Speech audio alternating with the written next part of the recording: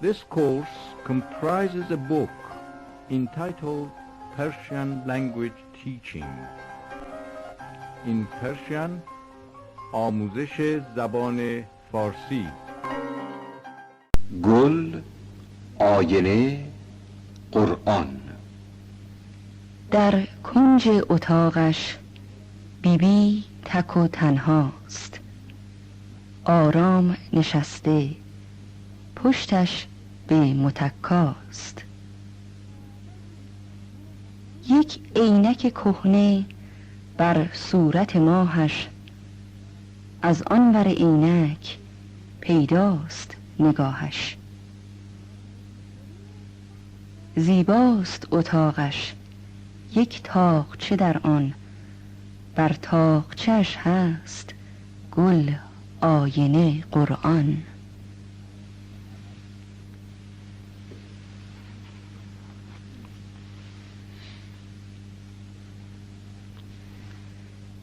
سینی و سماور آن سوی اتاق است، نزدیک بخاری یک گربه چاق است.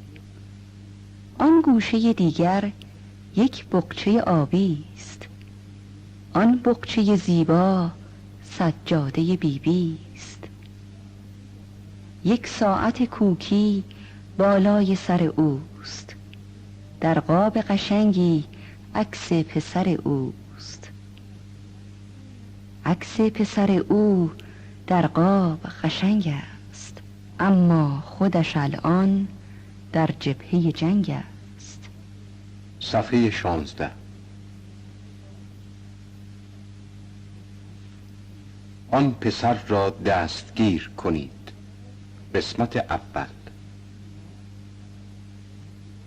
بقالی آقا مرتضی آنقدر کوچک بود که مجید را یاد قصه‌ای که خوانده بود میانداخت. قصه پیرزنی که در خانه‌ای به اندازه غربیل زندگی میکرد.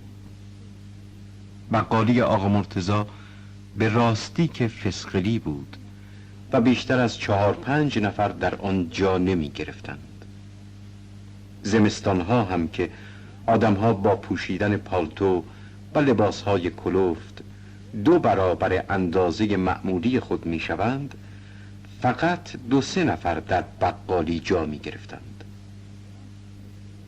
آن روز که مجید به بقالی آقا مرتضی رفت، یک روز سرد زمستانی بود. برف همه جا را پوشانده بود. او جلوتر از همه ایستاده بود و یکی یکی جنس‌هایی را که می‌خواست می‌گفت. گاهی هم برمیگشت و به سبد کوچکی که پر از توپ ماهوتی بود نگاه می‌کرد. آقا مرتضی توپ‌های ماهوتی را در یک سبد چوبی ریخته بود و پشت شیشه گذاشته بود.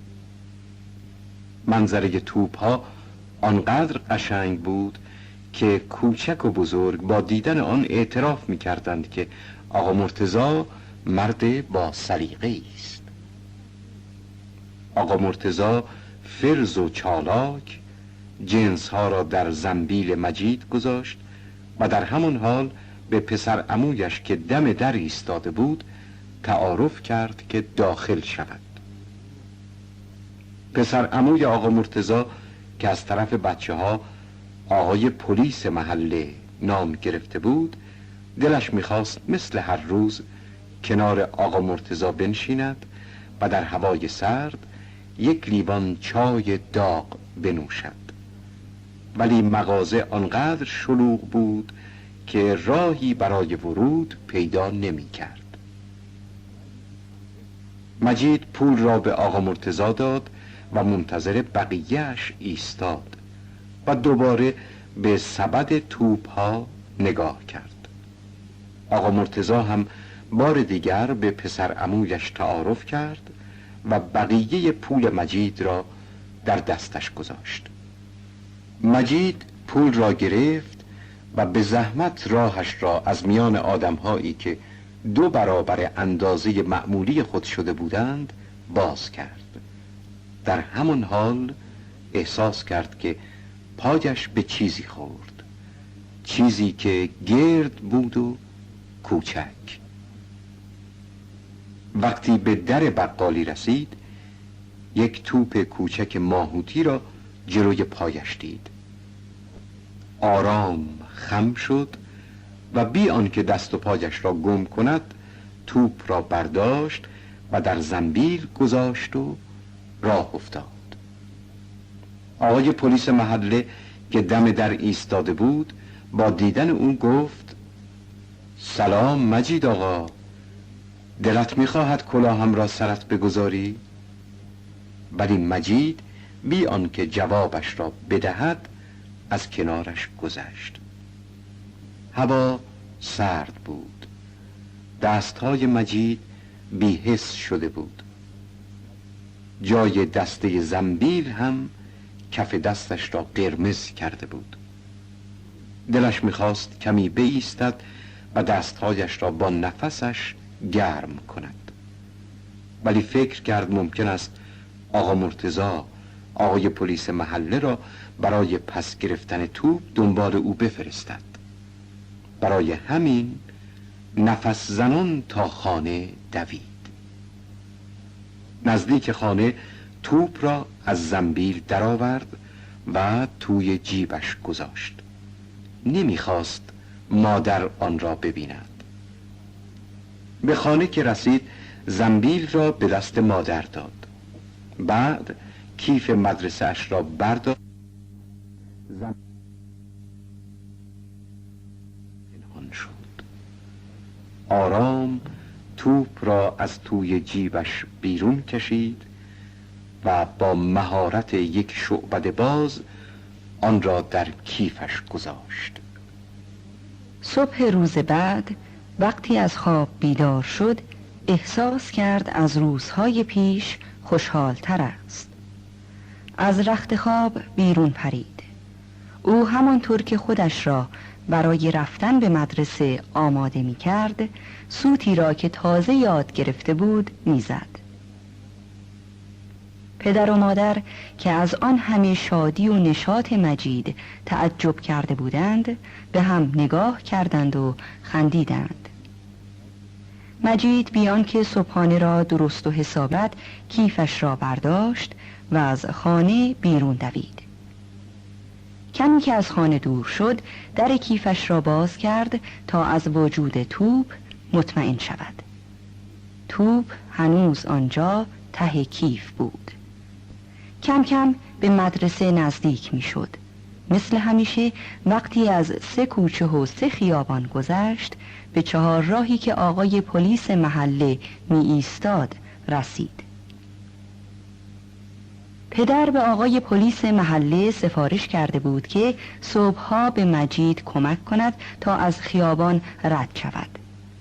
او هم با شادی قبول کرده بود و هر روز صبح دست مجید را محکم می گرفت و به آن طرف خیابان می برد. آن روز مجید با خودش گفت: حتما آقا مرتضی به آقای پلیس گفته است که من توپش را برداشتم. بهتر است از راهی بروم که او مرا نبیند. با این فکرها مجید آرام و بی سر و صدا به طرف چپ راه پیچید. از خیابان رد شد. از چند کوچه و پس کوچه گذشت و به مدرسه رسید و میان بچه ها ناپدید شد. آقای پلیس محله هرچه منتظر ایستاد مجید را ندید.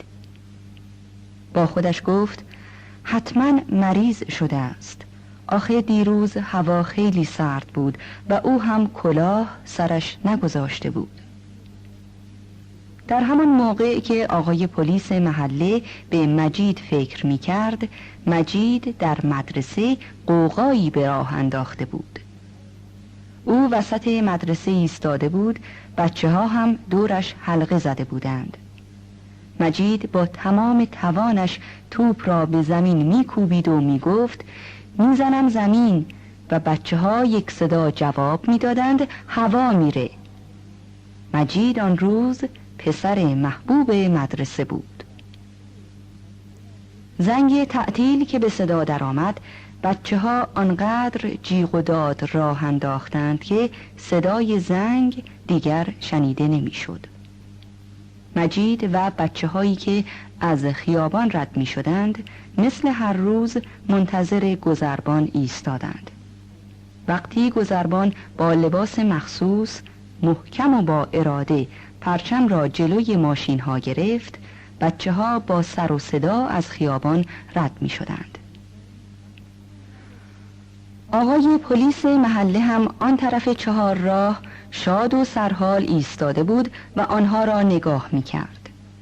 مجید پشت بچه ها قایم شده بود تا چشم آقای پلیس به او نیفتد. قلب او درست مثل قلب یک خرگوش اسیر میزد. سرانجام به هر زحمتی که بود، مجید دور از چشم آقای پلیس محله از خیابان گذشت و بعد با همه قدرتی که در پاهایش داشت به طرف خانه دوید.